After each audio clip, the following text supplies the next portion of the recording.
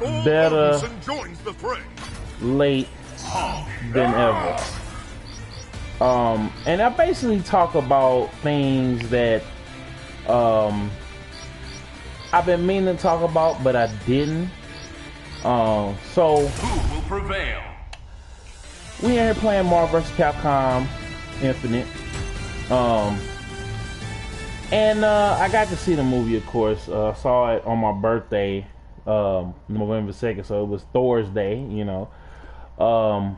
The movie launched officially on November 3rd, and, you know, seeing that this was the third and final entry of the trilogy, what up to my people in the chat?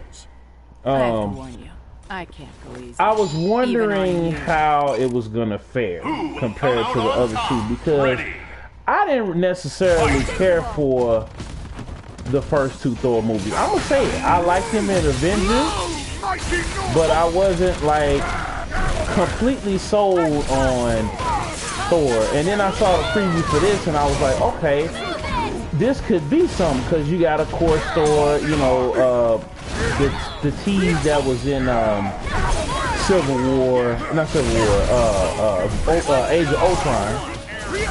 You know, and you know, Thor Ragnarok is a very, very big deal in the comics. You know, it marks the end of in the comics Asgard, as well as all the Asgardians. So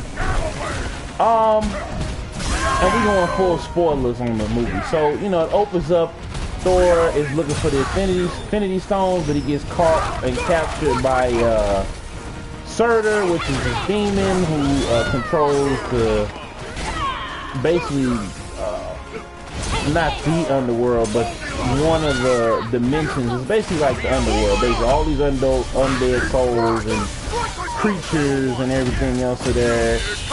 And he's basically there to stop Surtur from enacting Ragnarok. Then we get back to you know, Loki, who is posing as Odin, and because he had, you know, took Odin and stole his throne and kept him away for so long, Odin is dying. He's been away from Asgard for so long. So Odin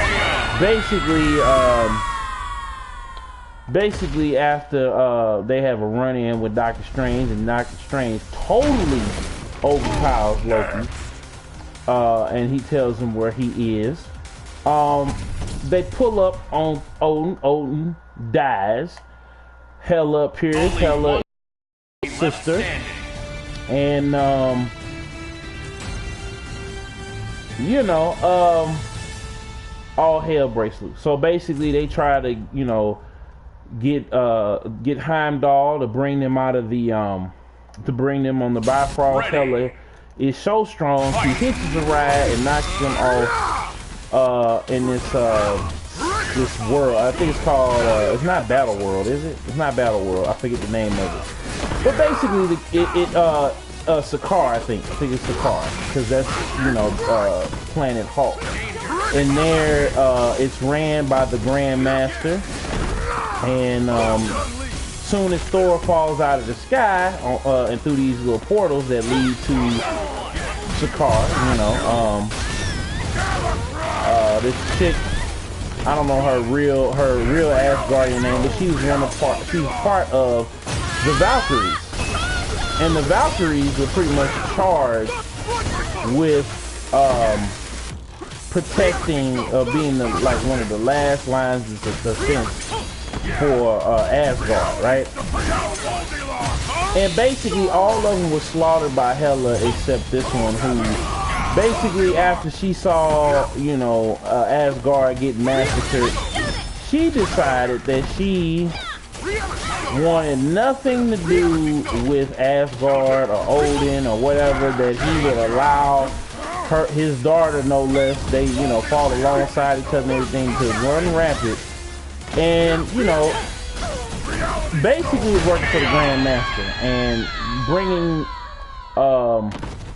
bringing combatants to face off against Hulk. You know, he's the champion, you know. So they get into it. Hulk and Thor remember each other or whatever, and y'all, Hulk almost wins. Well, actually, no, Hulk does win the fight or whatever, and that's where you get the great line. I know he's a friend of mine from work. Yeah, so you know they had a little moment or whatever, and then Thor realizes he has the Odin Force, so it now is the Thor Force basically.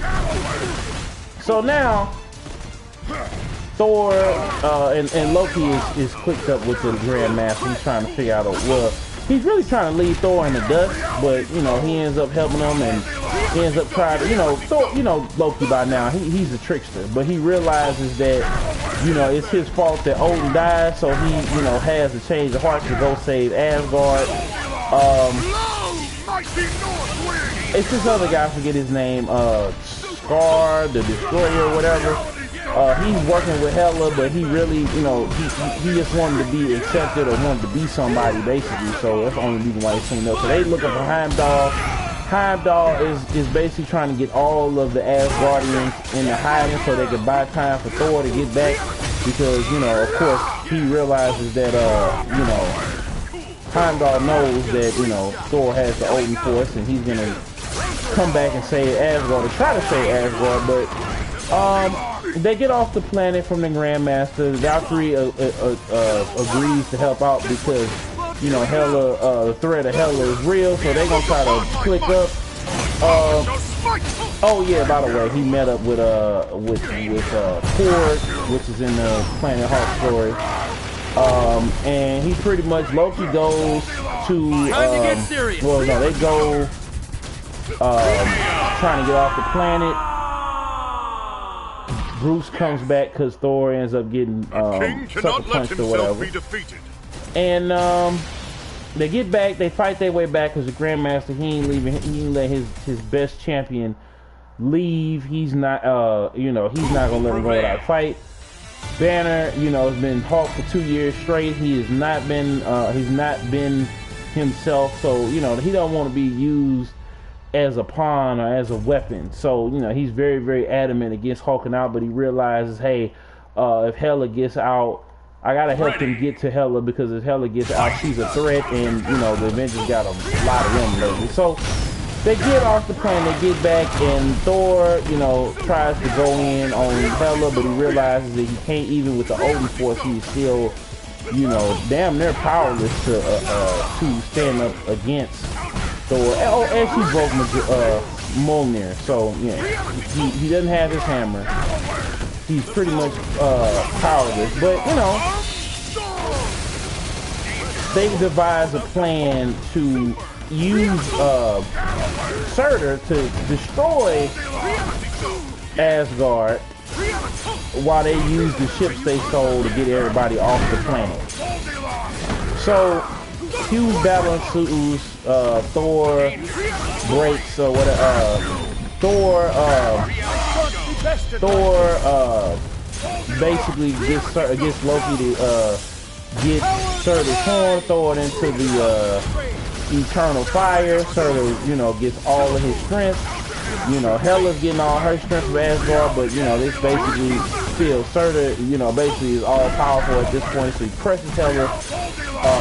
Asgard is destroyed, but everybody ends up getting off. Scar sacrificed himself as well, you know, and what else happens? So they leave, and then during the end credit scene or whatever, Thanos' ship pulls up on the space frigate that is carrying the remaining Asgard, as you know the credits roll. So I thought the movie was fun.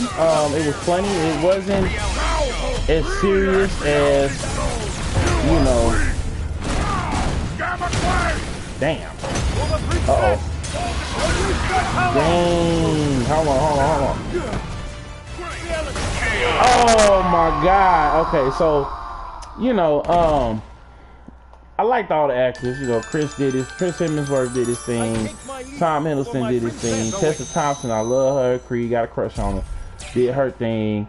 Mark Ruffalo did his thing as the Hulk. You know, he always ran. This time he's at his Hulk, so it's kind of like getting, you know, the best of both worlds here. And you know, Thor having to fight his way back off a whole nother planet, not just Earth, but a whole, matter of fact, a whole different galaxy. Like, it you know, it was good, but at the same time, like, I felt like they were changing the direction, because the Thor films were serious and earth-shattering and groundbreaking. Like, you know, you just didn't feel like this one was just like a pit stop right before Avengers, because it's like, well, if Hela is defeated, you know, I'm thinking Hela's gonna show up in the Infinity War, but it's like Thor couldn't even get a hand on, you know, on Hela. What can he do against Thanos with some of these Infinity Stones? You know what I'm saying? Like, and we still, you know, we don't know, you know, if he's coming in, what's the name of it, in Black Panther somewhere, to get the one of the Infinity Stones. But I think the power is the Power Stone. No, I'm trying to remember what the Power Stone is. It's on. I think he has one of the Infinity Stones. I think. So, you know, but just with that, and then like just the tone wise, like I think it made fun of all the other movies. Same thing with Justice League, like how Justice League was trying to mellow out the tune, because you know Marvel is mostly happy anyway. So it's not like Marvel is going for, they're not going for, what's the word I'm looking for? They're not going for earth-shattering, dark thing. They going for happy-go-lucky. And then it's kind of hard, because it's like, well, Infinity War is getting ready to happen, so it's going to be, you know, this is going to be, I mean, you're going to still have that comedy, but it's going to have that emotional weight that, you know, Civil War and Winter Soldier had. Like, you know, this is a serious film, and I'm wondering how they're gonna do it, because you get Thor, who's probably the serious character. Like, he has so much, you know, he has so much that he's lost, and so much that, you know, has been taken from him. He lost his dad, he lost his home, he lost his eye. Like, you know what I'm saying? And like Hulk is in there, and they trying to keep Hulk alive, because they can't put Hulk in his own movie. And I don't think people want to even see that movie for real like that. If we gonna keep it 1,000, like, I don't think people are even, you know, really hyped to even see that movie. But yet and still, you know, I thought Tessa Thompson was great. I thought her Armin as Scar Destroyer was good. I liked that they had a lot of Easter eggs and references, but I just felt like at this point they was just like, yo, we got to make this good. It's just decent. Like, it wasn't like Civil War blew me away. Like, it was on the same level as Ant-Man. It was good, but it wasn't great. Like, and I feel the same way up. Like I said, I like Justice League. It's a comic book movie, it's fun, but it's not like, it's not super duper great. I'm gonna just keep it 100. If I didn't say that about Justice League, it was kind of on par with that. It was funny, but it wasn't like, you know, earth-shattering like the first Avengers was, or it didn't really do nothing to make Thor stand out. Like, I think they're trying to, you know, appeal to, you know, the comic book audience, as well as appeal to a mass audience that isn't as versed in the comic universe as a lot of people are. So, you know, if I had to, you know, I ain't give the score, because it's super late. Like, it don't even matter. You know, I just wanted to come on here and talk to y'all about the movie, and I mean, it was fun. It was cool seeing all the different set pieces, seeing Thor. Like, it was cool. Like, it was just cool. Like, in a way that, like, Marvel vs. Capcom Infinite is cool. Like, it's not earth-shattering, it's not bad, but it's, you know, it's not great either. It's fun to play, it's, you know, fun to watch, you know, and I just feel like they could have did so much more, and I think they just played the safe bet because they want to make the money. They don't want to alienate, and they don't want, you know, they want to make sure they have the most return, and if they stay with this tried and true method of making it funny, making it, you know, making it hilarious, you know, still having it action-packed, still, you know, they was dropping little swear words and stuff or whatever up through there, you know, Yeah, man. I had fun watching it, man. I had a real good time watching it. I recommend it to any, you know, if you're a comic book head, comic book movie head, go ahead and check that out. Who will prevail? Yeah. So that Killzown Jones. What's up, Yuki the Snowman in the building? Like I said, man, if you haven't seen it, go ahead and see it. Just go do yourself a favor. Go see it. Go see Justice League. Support these comic book movies. It's not. This was way better than Justice League. But I put it that in Justice League. Justice League was fun too, but it was all over the place. I did like the character development there, and then with Thor, I like they tied up a lot of the loose ends in the Thor series, and you know, in the main Marvel universe, it brought back Hulk in a real tangible and real fun way. And I recommend everybody to really go see it, man. Like, if you haven't seen it, don't just take my word for it, man. Go out there and watch the movie, man, because it's a real good time, man. You can bring, you know, your family members and friends, and it's not a dark movie by any stretch of the imagination. Like, it's a fun romp. I feel like it's something for everybody in this film, and you know, you gonna enjoy it. The music is great, the actors are great, the scenery is great, everything is great about this movie, and I feel like if you're doing yourself a disservice if you don't go see this movie. So you know, this your boy DJ Killzown Jones. Remember the name, or remember the lane. This is better late than never. Just wanted to come on here and talk to y'all about Thor Ragnarok. Make sure y'all like, comment, share, and subscribe. Hit the notification bell so you know when your boy is going live. We got Super Chat popping, PayPal, Patreon popping if you want to support the show. They'll all be in the description box. Super Chat, the links will be in the description box. PayPal, Patreon, Super Chat. You can go ahead and donate anytime during any of the live shows. And I said I was gonna do this a couple days early, but I wanted to really go back and you know, look at the plot, think about how I felt seeing it, you know, when I saw it and everything else like that, and how I was feeling at the time, and then, you know, coming on off of that high, because a lot of people go see the movie and, you know, they don't take no notes, they don't do nothing, you know, outside of, you know, going to see the movie, and then they, you know, hype it up, and then, you know, like I said, not a perfect movie, but it's a fun movie. I think that and Justice League is fun. So make sure you check it out. And we're gonna try to get rid of Signal right quick here.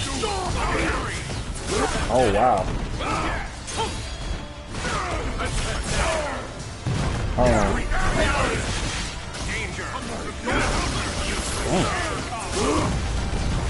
Now you'll see. Face our overwhelming power. Oh wow. So hold on. I'm gonna go ahead and clean it up. But this has been better late than never. This is Big Killzone. Remember the name or remember the lane. I'm out. Peace.